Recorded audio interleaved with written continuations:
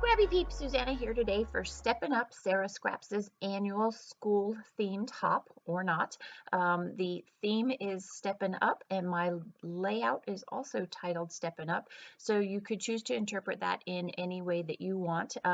I did interpret it as a back to school theme, and this is a large photo interactive layout created using Jen Hadfield's Reaching Out collection, as well as that printable that you see there from Freckled Fawn. That is from May of this year. And then I'm also going to use a traveler's notebook page from Freckled Fawn that is from October 2020. So I have this large photo of my daughter getting on the school bus on the first day of school, and I want this to be a flip up. And so I am going to use these two orange strips because I like the way that they complement Mia's skirt and make that color pop in the photo. And I'm going to use those to frame and put borders on the right and left hand side. By making a slightly smaller border on the right hand side, I am able to play around with that space and guide your eye in a way so that that wider space to the right of the photo it creates some balance in that space there. So I know this is going to be a flip up, so I'm going to actually fold the photo, but I want this multicolored strip all the way across the top, and that is going to help anchor the photo down. It then gives me the space where I am actually going to create a crease for that fold there. I'm just going to trim off the excess of the photo, and I do not actually have adhesive underneath that because I used the strip to anchor the photo down. So I will go ahead and you'll see I'm just going to put some liquid adhesive behind there. So using my bone folder to get a nice crease in that, and the plan is definitely that I am going to have a little tab which will indicate that this is going to be a lift. So when I work on these kinds of layouts, people frequently ask me, how are you going to store this in your album? I am just going to store it in a regular 12 by 12 page protector in my album, and it'll just have to be pulled out of the page protector. With this particular layout, I could actually notch, just cut out the top part of the page protector, so the page wouldn't come up quite as far, just where the photo is, so that it would be sitting over the page protector. But I don't really see the need for that. Maybe with this one it would be easy to do and I could do that, but I have a lot of interactive pages, and it just means that you pull the page out of the page protector, and I am absolutely fine with that. I like the interactive element. So what I did just now was I put a strip from the Freckled Fawn washies on the bottom there. I just like the way that that pulls a little bit of attention to the black that's in the photo. And now I'm going to put that tab.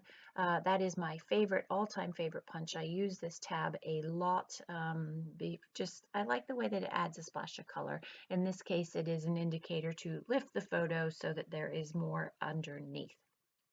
So these are the May 21st washi printables that you can see that I also got that black and white diagonal from.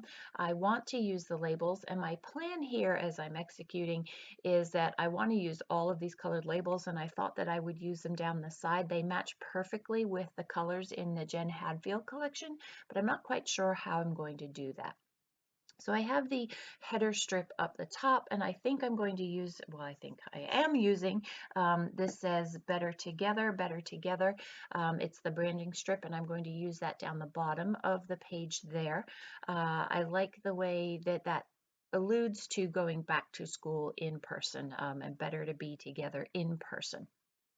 So I have printed here, that is the October 2020 Traveler's Notebook page with the heart, and I know I'm going to use that underneath. It's going to house some journaling, possibly a second photo. I have also fussy cut from the Jen Hadfield, one of her pattern papers. I have fussy cut a bunch of the flowers, knowing I'm going to use those as my ephemera for the page. But I want a little bit of extra green, so I'm just using some stash cardstock. along with some Sizzix dyes to just add a little bit of extra greenery to that there.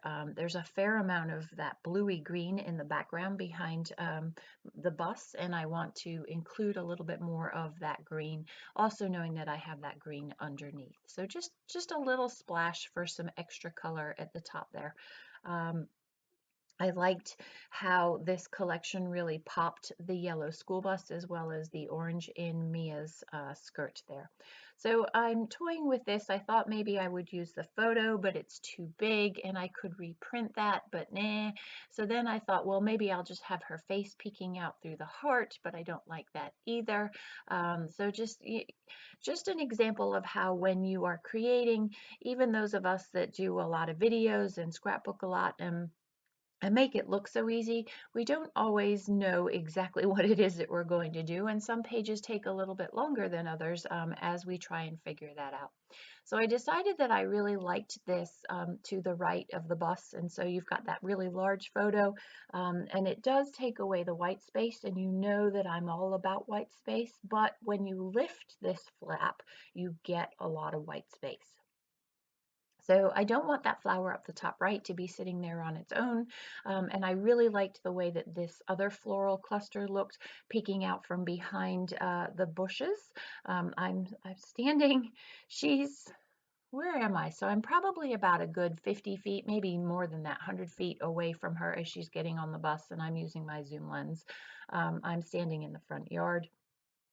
And so I like the way that the florals go with that um, out of focus foliage, intentionally out of focus, right? Because I'm using my depth of field on my camera there.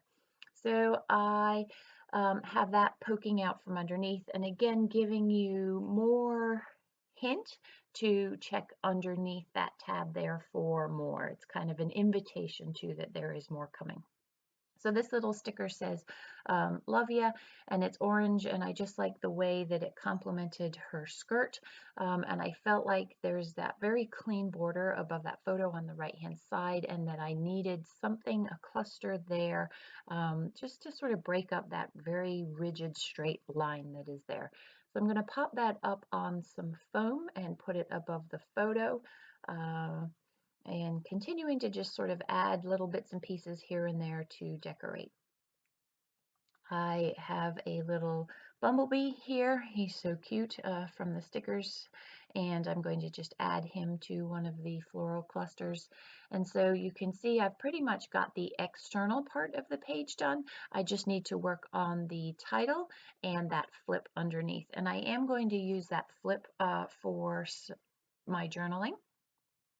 I am going to title this Steppin' Up, which is also the name of the hop, and I am calling it Steppin' Up because she is stepping up to the bus as well as stepping up to going to school in person for the first time in over a year and a half, which I think is a big deal, and stepping up to going to 10th grade, going to high school in the actual physical building and being in the physical building for the first time. So while she's not a freshman, she still is new to the actual physical school, which I think is a big deal. So I'm using these letters from Pink Fresh, I believe. Yes, Pink Fresh for the title, and then I want up is going to be something different. And largely because her foot is there, and I know if I had put up, I was going to cover part of her foot and it would be distracting. I also wanted just a hint more black in there, and so I'm going to find a black freckled fawn letter for that. So I still have these labels that I never used, and I want to use them. I don't have to, they're there, but I do want to incorporate that extra little bit of color into the layout. So you can see I've got this yellow label here. What is cool about these and how they relate to back to school is that there's a grid behind them, a very subtle blue grid. So I'm just using my Cricut lifter, metal lifter. It's a great way with this particular double-sided foam to get elements up because it is a very, very sticky foam. So I like that hint of yellow behind there. I am also going to, and I can't remember if I do it off camera or on camera, but add a little house. I just liked the idea of the symbolism of leaving home to go to the physical school that is going to put with the house. So I'm going to use another one of these labels underneath in that heart, and that is where I'm going to nestle the date and the particular high school that she's going to, and you can see that better in the close-ups. And then the bulk of that is going to be journaling. So I don't like it there because it ruins the flow of the layout, but I do like it sitting in the heart there because it just adds a little splash of color to that as well. So the subtitle ends up being the grade that ends up being underneath there.